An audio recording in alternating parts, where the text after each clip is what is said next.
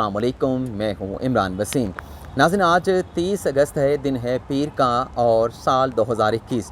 आज supreme court के 3 रुकनी bench ने सहाफ़ियों को हरासा करने, सहाफ़ियों को धमकाने, सहाफ़ियों को तशद्दुद का निशाना बनाने और सहाफ़ियों को अगवा करने से मुतल्लिक़ सो मोटो केस की पहली समाअत की। आज की इस ड्रामाई अदालती कार्रवाई का आंखों देखा अहवाल इस वीलॉग में आप नाज़रीन के साथ शेयर करेंगे। आज की समाअत की तफसीलात बयान करने से पहले मैं ये ज़रूरी समझता हूँ कि वो तमाम दरख्वास्त गुज़ार जो 20 अगस्त को अपनी अपनी दरख्वास्तें लेके, जिसमें अब्दुल क़य्यूम सिद्दीकी, असद तूर, आमिर मीर और इमरान शफ़क़त शामिल थे, आज वो तमाम दरख्वास्त गुज़ार जस्टिस इजाज़ुल एहसन की सरबराही में 3 रुकनी बेंच के सामने पेश हुए और ये इस्तदा की गई तमाम दरख्वास्त गुज़ार सहाफ़ियों की तरफ से कि 20 अगस्त को जो दरख्वास्त जस्टिस काजी फ़ाइज़ के बेंच में दायर की गई थी, पेश की गई थी, हम वो अपनी दरख्वास्तें वापस लेना चाहते हैं। सुप्रीम कोर्ट ने सहाफ़ियों की इस्तदा पर उन्हें ये कहा कि हम आपकी इस्तदा मुस्तरद नहीं करते, लेकिन अगर सहाफ़ी अपनी 20 अगस्त की दायर की गई दरख्वास्तों को वापस लेना चाहते हैं तो जो एक प्रोसीजर है, जो तरीक़ाकार है, उसे अडॉप्ट किया जाए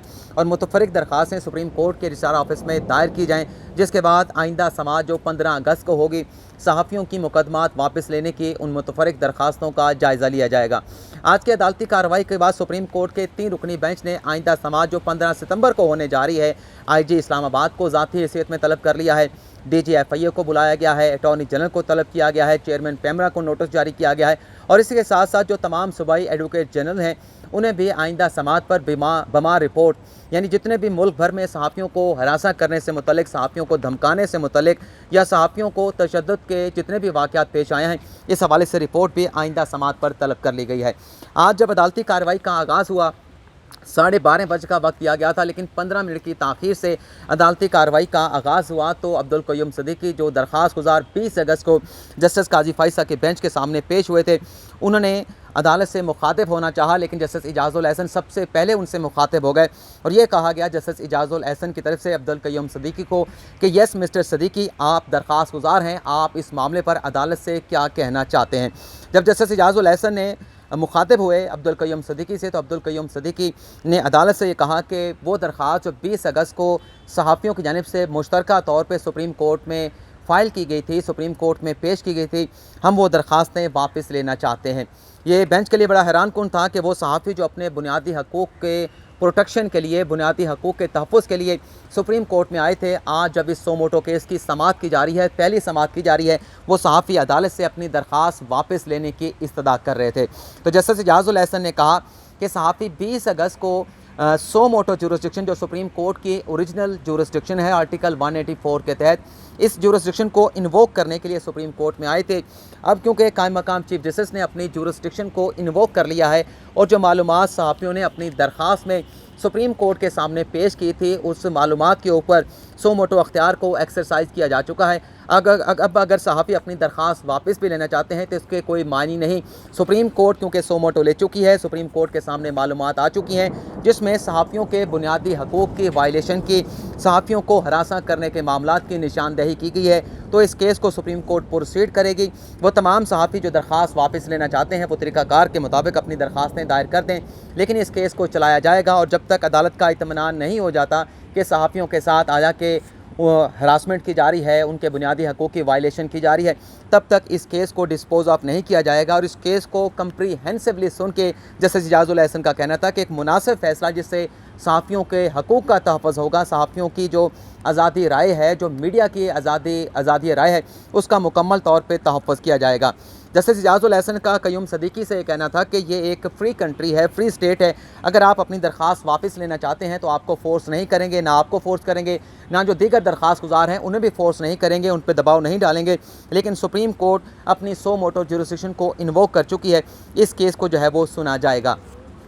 आगे नाज़रीन, जस्टिस काज़ी अमीन साहब ने भी कुछ बातें की कि मौरख़ जब तारीख़ लिखेगा तो तमाम चीज़ों को विटनेस करेगा। जस्टिस काज़ी अमीन का यह भी कहना था कि यह दरख्वास्त जो है वो ऑफिस में आप दरख्वास्त गुज़ार फ़ाइल कर दें, लेकिन जस्टिस काज़ी अमीन ने कहा कि गुज़िश्ता जो लार्जर बेंच की 26 अगस्त को समाअत हुई थी, उसमें जो पास के सदर हैं अमजद भट्टी, उनकी जानिब से बड़ी बेहतरीन बातें, बड़ी बेहतरीन तजावीज़ या बेहतरीन नुकात जो है वो अदालत के सामने पेश किए गए थे। और ये भी कहा गया जस्टिस काजी अमीन की तरफ से पास के सदर अमजद भट्टी के कि आप तारीख़ के गवाह भी हैं, आप सहाफ़ी भी हैं, क्या आप अदालत की इस केस में मुआवनत करना चाहेंगे। फिर जस्टिस इजाज़ुल एहसन ने कहा कि पास के जो सदर हैं उनकी तरफ से एक तहरीरी दरख्वास्त भी सुप्रीम कोर्ट में दायर की जा चुकी है, जो इस वक्त भी अदालत के रिकॉर्ड पर मौजूद है। तो पास के सदर अमजद भट्टी ने अदालत से कहा कि मुश्तरका दरख्वास्त दायर की गई थी, लेकिन उन दोस्तों ने जिनसे हमसे रब्ता किया था ये दरख्वास्त दायर करने के लिए, वो अपनी दरख्वास्त वापस लेना चाहते हैं, लेकिन सहाफ़ियों के बुनियादी हकूक़ की अभी भी खिलाफ वर्जियाँ हो रही हैं। और ये आम तौर पे लोगों में, मुआशरे में गुमान होता है, अवाम में गुमान होता है कि जो सहाफ़ी हैं वो माशरे की आवाज़ होती हैं, लेकिन जो सहाफ़ियों की बुनियादी हकूक़ की वायलेशन है उस पर सुप्रीम कोर्ट को इस मामले को फर्दर प्रोसीड करना चाहिए। नहीं वो दरख्वास्त गुजार जो बराह रास्त अफेक्टेड थे, जो सुप्रीम कोर्ट में आए थे, वो अपनी दरख्वास्त वापस लेके जा रहे थे। अब इसका क्या तासुर जाता है कि वैसे हम जो सहाफ़ियों में आज की अदालती कार्रवाई के बाद बातें होती रहीं, उसमें वो तमाम सहाफ़ी जो पास से ताल्लुक़ रखते हैं, जो सुप्रीम को जो सहाफ़ियों की मुख्तलिफ़ तंजीमों से ताल्लुक़ रखते हैं, वो तमाम सहाफ़ियों से जो जस्टिस काजी फ़ाइज़ के बेंच में पेश हुए थे, उनसे शिकवा कर रहे थे कि कम अज़ कम आपको अगर ये दरख्वास्तें लगा दी गई थी, ये वापस नहीं लेनी चाहिए थी, बेंच पर एतमाद करना चाहिए था। आपने दरख्वास्तें वापस लेके ना सिर्फ सुप्रीम कोर्ट पर अदम एतमाद का इजहार किया है, बल्कि जस्टिस काजी फ़ाइज़ को भी आपने मुबैना तौर पे मतलब सवाल उठाया गया कि आपने जस्टिस काजी फ़ाइज़ को भी शर्मिंदा करवा दिया है। और इससे ये मैसेज आएगा कि आप ये मुकदमा सिर्फ जस्टिस काजी फ़ाइज़ की अदालत में इसकी सुनवाई चाहते थे, उसके अलावा कोई बेंच अगर इस केस को सुनना चाह रहा है तो आज आपने ये दरख्वास्तें वापस लेने की इस्तदा करके सुप्रीम कोर्ट के बाकी जजेस पर अदम इत्मीनान का इजहार कर दिया है। लेकिन जो सहाफ़ी सुप्रीम कोर्ट की सो मोटो इस केस की हमायत में है, उनका ये कहना था कि ठीक है,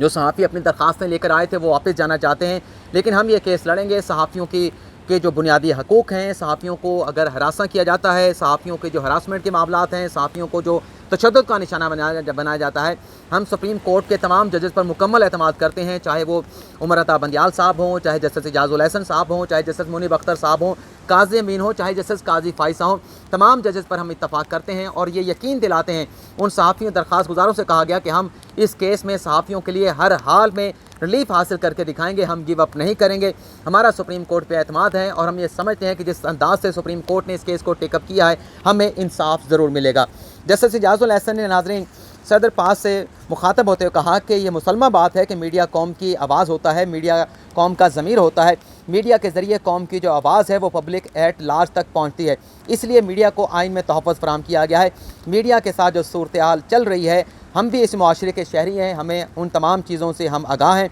सुप्रीम कोर्ट आइन और बुनियादी हकूक़ की खिलाफ वर्जियों पर जो है वो कार्रवाई करने के लिए मुकम्मल तौर पर बाख्तियार है। इंक्वायरी में साबित हुआ कि रियासत की ताकत का इस्तेमाल जो है, यहाँ पर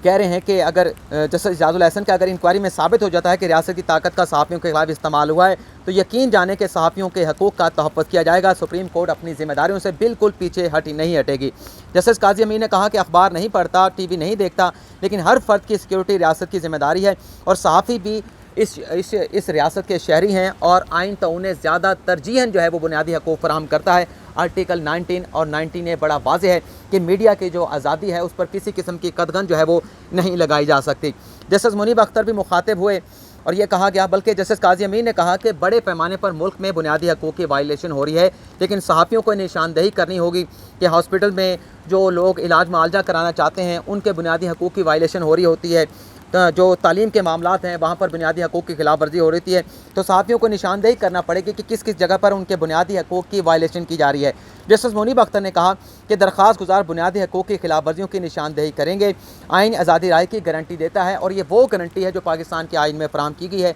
जो इंडिया का आइन और अमेरिका का आइन भी सहाफ़ियों को फ़राहम नहीं करता। लेकिन जस्टिस मुनीब अख्तर ने एक बड़ा अहम सवाल उठाया। उन्होंने कहा कि 20 अगस्त को सहाफ़ी अपनी दरख्वास्त लेके एक लहर की तरह एक बेंच में गए और आज वही सहाफ़ी एक लहर की तरह अपने मुकदमात वापस लेने की इस्तदा कर रहे हैं। और वाज़े किया जस्टिस मुनीब अख्तर ने कि अगर कमरा अदालत नंबर 2 में या जो भी बेंच होगा, जिस बेंच में भी बैठ के ये केस सुना जाएगा, इस बेंच में अगर कोई एक सहाफ़ी भी मौजूद नहीं होगा, कमरा अदालत खाली भी पड़ा होगा, तो सहाफ़ियों के हकूक़ का ये मुकदमा सुना जाएगा, सहाफ़ियों को सहाफ़ियों का जो रेट बनता है, जो आइन उन्हें फराहम करता है, वो उन्हें ज़रूर फराहम किया जाएगा। इसके बाद जस्टिस इजाज़ुल एहसन ने कहा कि सच बोलेंगे तो किसी सहाफ़ी को कोई गिरफ़्तार नहीं कर सकता, चाहे रियासत का कोई भी इदारा हो। लेकिन इसे ज़्यादा वाज़ेह किया गया जस्टिस काज़ी अमीन की तरफ से कि यकीन कर लें कि अगर सच बोलेंगे तो कोई एजेंसी भी किसी सहाफ़ी को नहीं पकड़ सकती। जस्टिस मुनीब अख्तर ने कहा कि आइन सहाफ़ियों को आम शहरियों से ज़्यादा हकूक़ फराहम करता है। इसके बाद